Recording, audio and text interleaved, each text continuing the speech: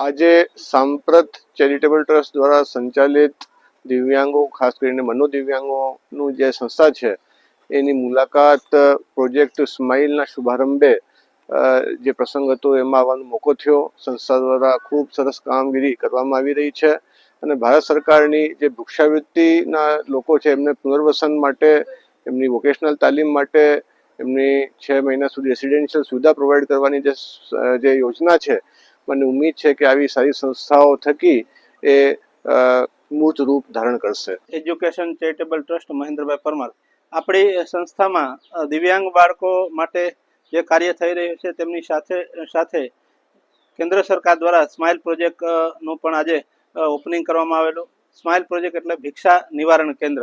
ભિક્ષાવૃત્તિ જે કરતા હોય જુનાગઢ સિટીની અંદર એ ભિક્ષુકોને લઈ આવી એમને પુનર્વસન તરફ આગળ વધારવા માટેનો આ એક પ્રોજેક્ટ છે.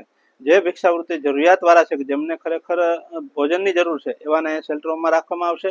બાકી જે સ્વરોજગારી તરફ આગળ વધારવા માટે સતત જાગૃતિના કાર્યક્રમો કરવામાં આવશે.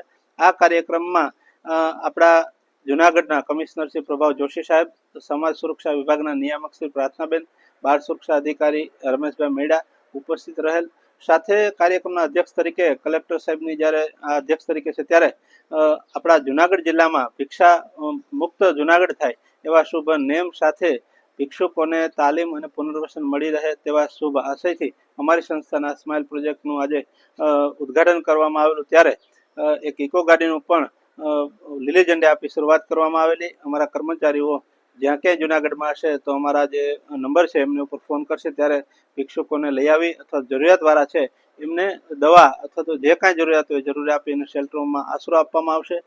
ફરી પ્રભાવ સાહેબ તેમજ જુનાગઢ જિલ્લાના કલેક્ટરશ્રી, સમાજ સુરક્ષા તમામનો આભાર સાથે આ પ્રોજેક્ટ એકદમ સફળ થાય એવી આ સંસ્થા વતી હું આપ બધાનો ખૂબ ખૂબ આભાર માનું છું.